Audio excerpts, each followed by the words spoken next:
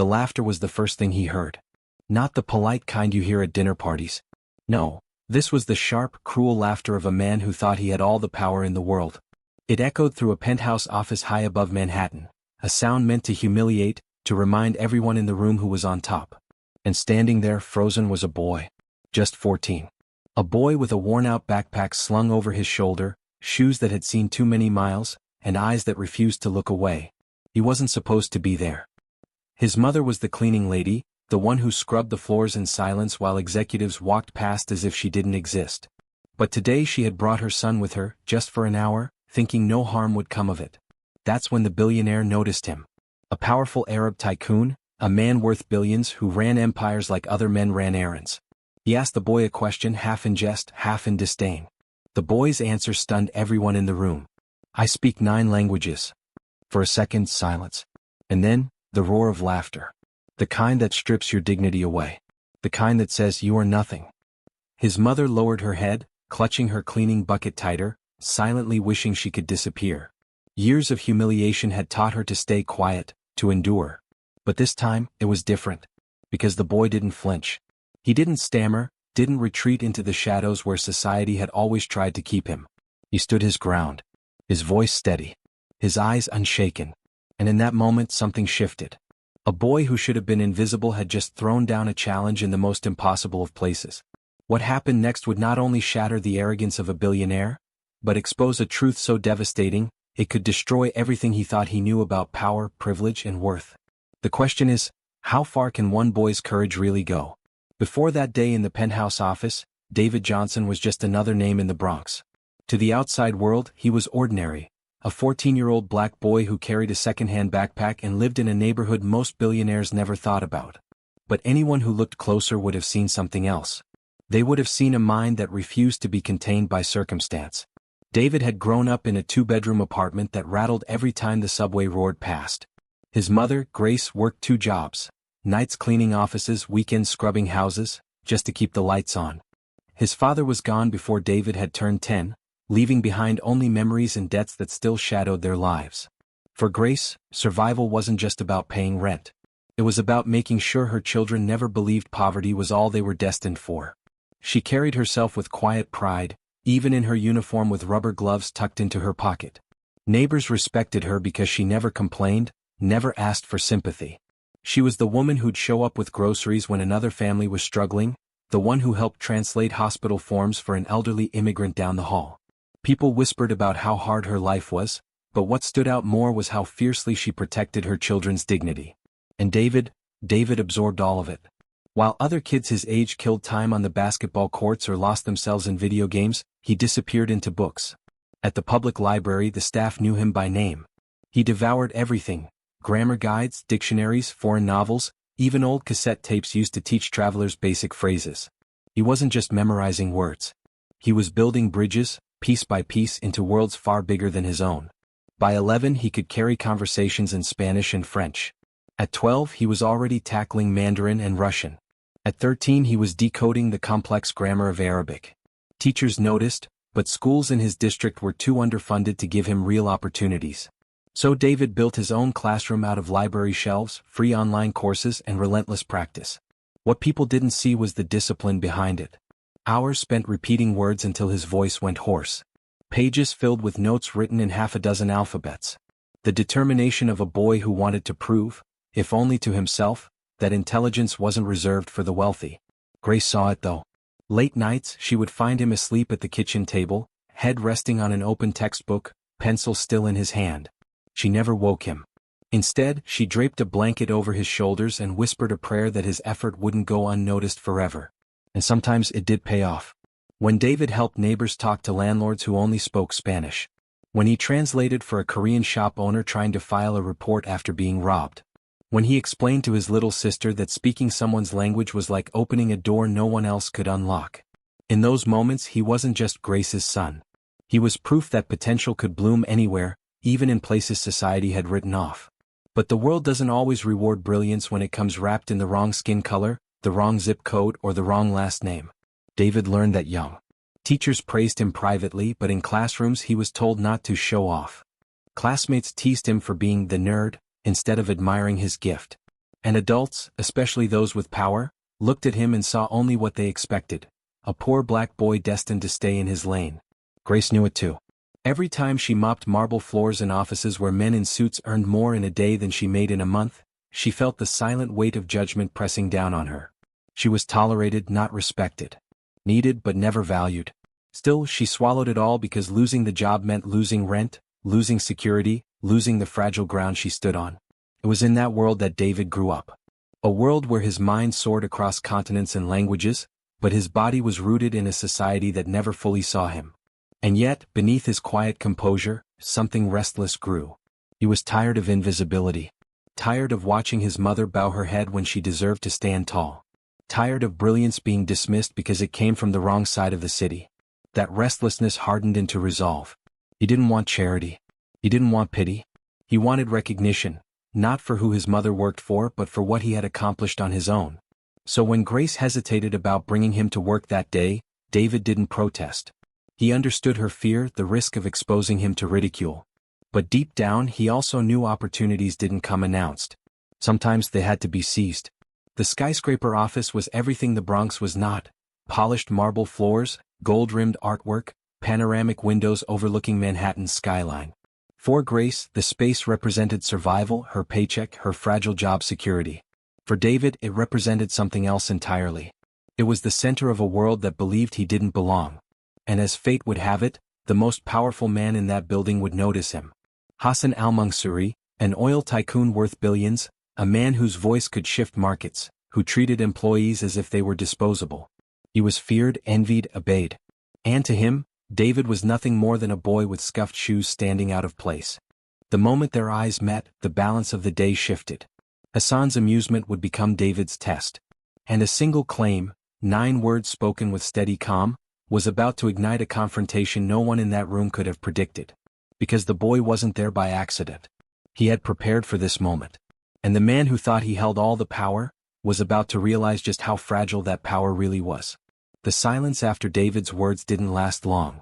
I speak 9 languages. For a heartbeat, it hung in the air, almost believable, almost possible. But then the billionaire laughed again, louder this time, sharper, as if the very idea had crossed into absurdity. Kid, you can barely speak English, Hassan sneered, waving his hand dismissively.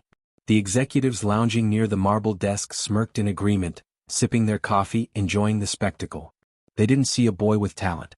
They saw a cleaning woman's son, someone destined to be invisible. Grace's eyes burned as she lowered her head. 5 years of swallowing insults, 5 years of enduring Hassan's arrogance, and now the ridicule had spread to her child. She clutched her bucket tighter, her knuckles white, silently praying David would let it go. But David didn't move. He stood tall, eyes steady, refusing to shrink. English, Spanish, French, German, Arabic, Mandarin, Russian, Italian, Portuguese, David recited, each word sharp and deliberate. The room shifted. The laughter faltered. For a brief moment, doubt flickered in Hassan's eyes. But arrogance is a shield, and he quickly raised it again. Liar, he declared. Grace, your son has fantasies. Maybe take him to a doctor instead of bringing him here. Grace's cheeks burned with humiliation. The executives chuckled, pretending to be polite but secretly amused. David felt the weight of every smirk, every dismissive glance. He knew this wasn't just about him, it was about every child like him who'd ever been told they weren't enough. Sir, David said calmly, do you speak Arabic? The billionaire's smirk froze. Of course I do. It's my native language. David's next words, spoken in flawless classical Arabic, silenced the room. Complex grammar, impeccable pronunciation, words no tourist phrasebook could teach. For the first time in years, Hassan was speechless. A ripple of unease passed through the room. The executives exchanged glances. Grace stared, confused but hopeful. And yet, Hassan wasn't ready to concede. He barked out a laugh, thinner this time. Anyone can memorize a phrase. That doesn't mean you speak the language. David opened his backpack. Out came certificates, signed, stamped, official, proving fluency across 9 languages. Grace gasped, her eyes wide. Hassan snatched the papers, scanning them, searching for forgery. The signatures were real. The dates consistent. His arrogance wavered. But again he tried to regain control. This proves nothing. A child doesn't outsmart a man like me. David's calm smile was unnerving. That's why I brought this. He powered on a tablet, starting a live video call. A professor appeared on screen. The boy switched seamlessly into rapid Mandarin, a conversation so natural the billionaire couldn't follow a word. When the professor confirmed in English that David was her best student, Hassan's face drained of color. For the first time, his empire of confidence cracked. That should have been the end. Proof enough. But arrogance rarely surrenders so easily. Hassan straightened in his leather chair, tightening his grip on control. You may have tricks, boy, but intelligence isn't in parlor games. It's in results. David slid another paper across the desk, a detailed report analyzing Al-Mansouri Industries contracts. The mistakes were glaring.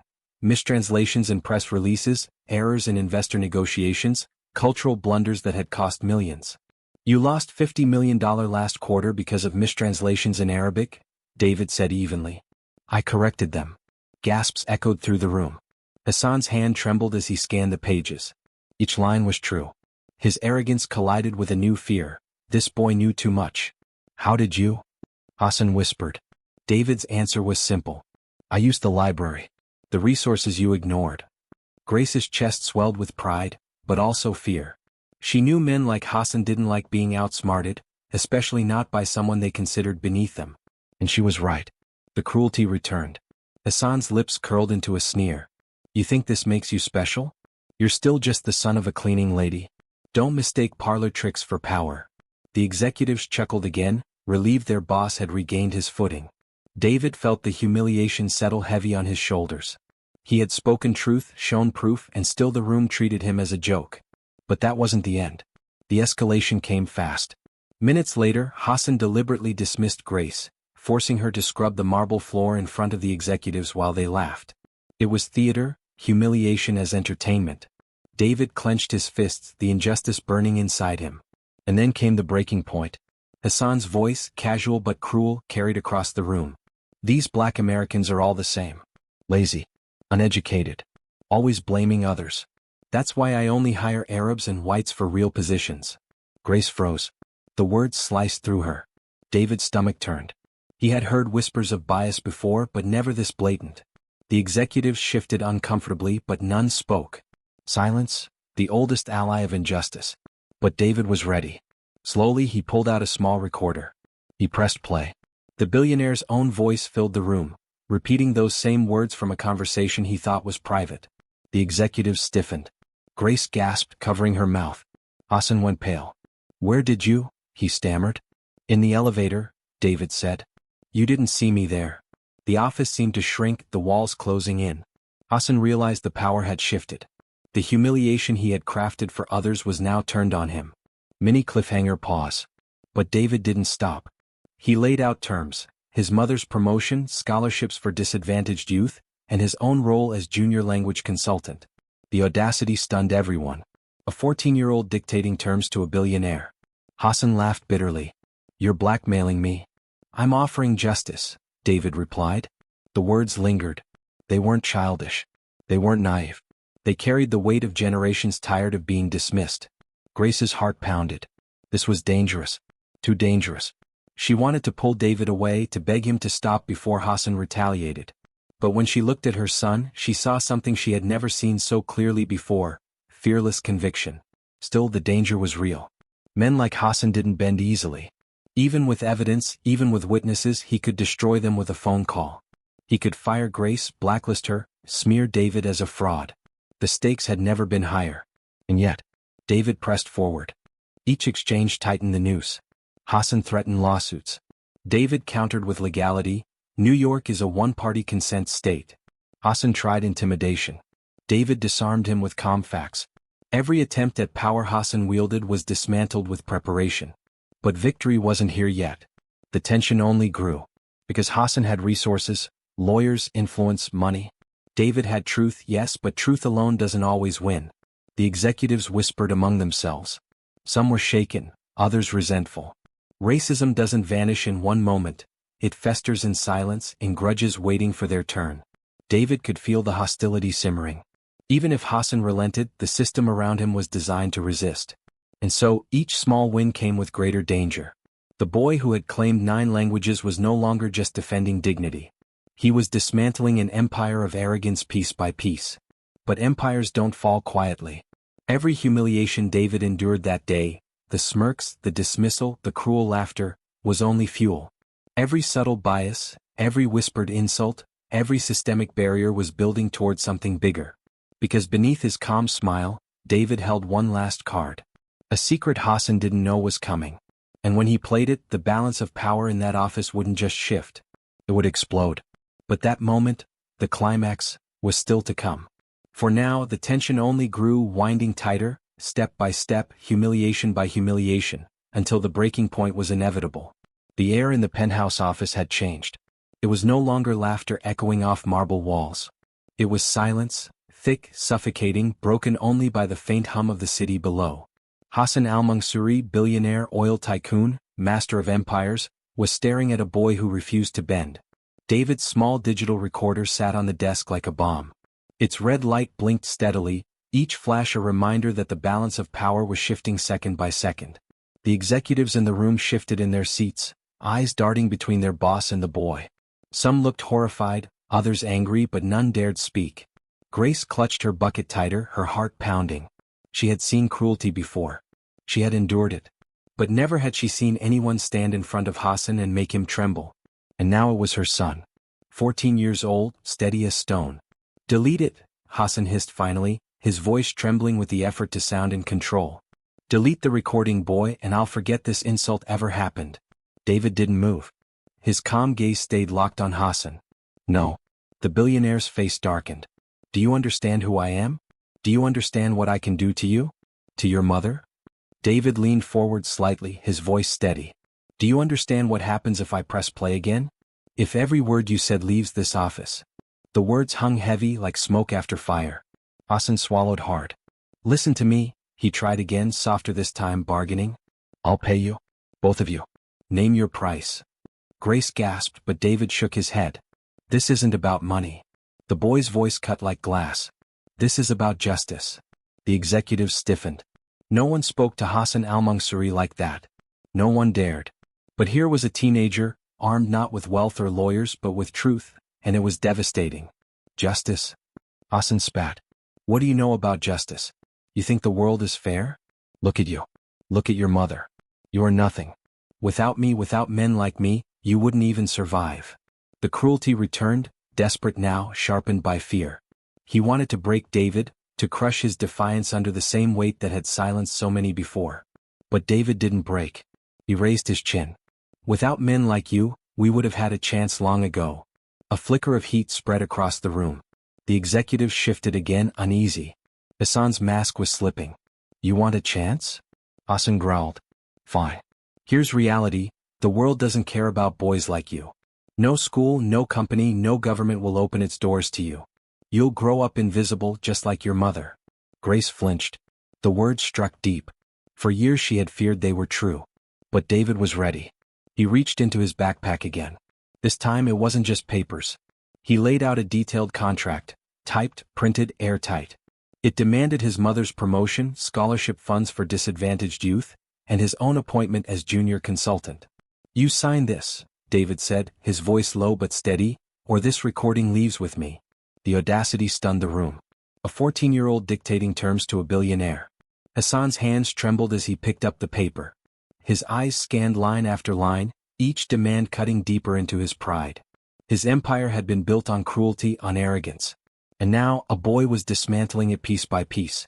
"This is blackmail," Hassan said, his voice cracking. "This is truth," David replied. "This is your chance to prove you can change." The room seemed to tilt. Grace's knees weakened, her breath caught between fear and awe. She wanted to drag David out, to protect him. But she couldn't move. Something powerful was unfolding, bigger than either of them. Hassan's mask cracked again. His eyes darted to the executives, to the recorder, to the contract. His mind raced. Money could bury scandals, lawyers could bend laws, but evidence, his own voice, was lethal. He slammed his hand on the desk, sending papers flying. "Do you know what you're doing? You're a child. You're risking everything. For what? A title? A scholarship? Pride." David didn't flinch. "For dignity. For every time you mocked my mother. For every time people like you called us less. For every child who deserves a chance." The words shook the room. Even the executives looked away, ashamed, as if for the first time they saw the cruelty they had enabled. But Hassan wasn't finished. His last weapon was fear. "You release that recording," he snarled, "and I will bury you. I will use every dollar, every lawyer, every connection. You'll regret the day you set foot in my office."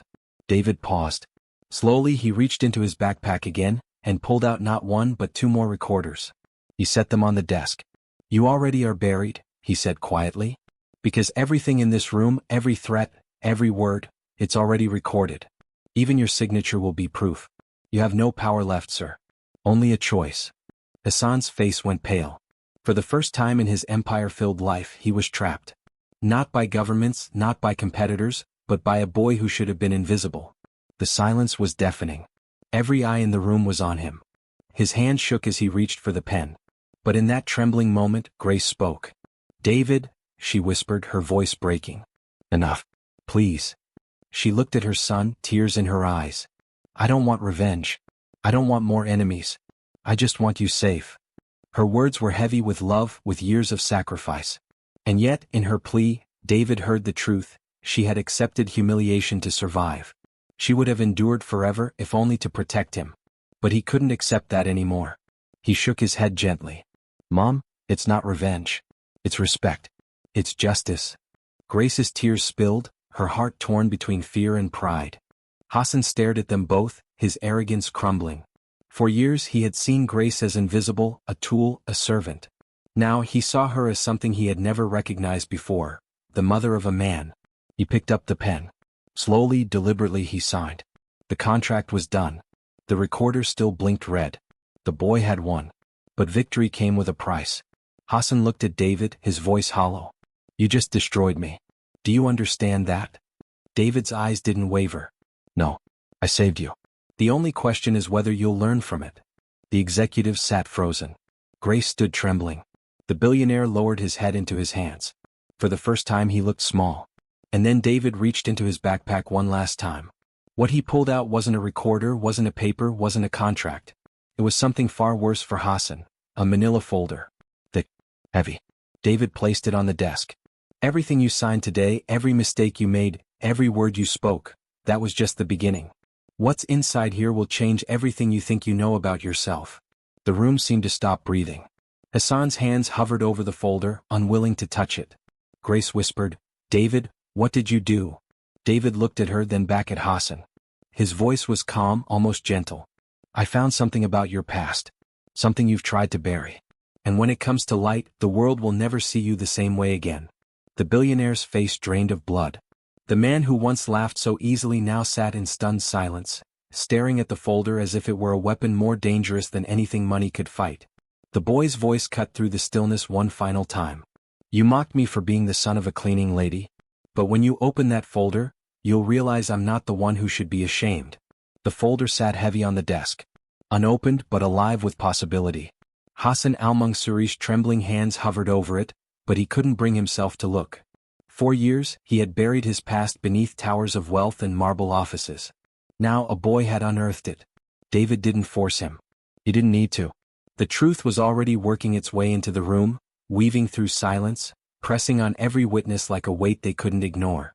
For the first time in a long time, Hassan looked small, vulnerable, human. He signed the contract. He agreed to the terms. His signature, in thick black ink, sat beneath David's demands. A promotion for Grace, scholarships for disadvantaged youth, and a seat for David at the table, not as charity but as recognition. But the real shift didn't come from the paper. It came from what followed. In the days after that confrontation, the story spread like wildfire inside the company. Executives whispered about the cleaning lady's son who had silenced their billionaire boss. Some dismissed it as rumor, others as exaggeration. But the evidence, the signed contract, the blinking red light of that recorder, was undeniable. Grace walked back into work the next Monday not as a cleaning woman, but as a newly promoted facility supervisor. For the first time, colleagues who once passed her without a glance stopped to greet her. Some offered congratulations. Others looked away ashamed. But none could erase the truth. She had endured humiliation for years and now she stood taller. And David? At just 14 he became the youngest consultant the company had ever hired. At first, many scoffed, convinced he was just a figurehead, a token to quiet scandal. But then contracts began to change. Mistranslations disappeared. Cultural barriers fell. Deals that once slipped away were signed with ease. Within 6 months, the company reported hundreds of millions in recovered revenue. The boy who was supposed to be invisible had become indispensable.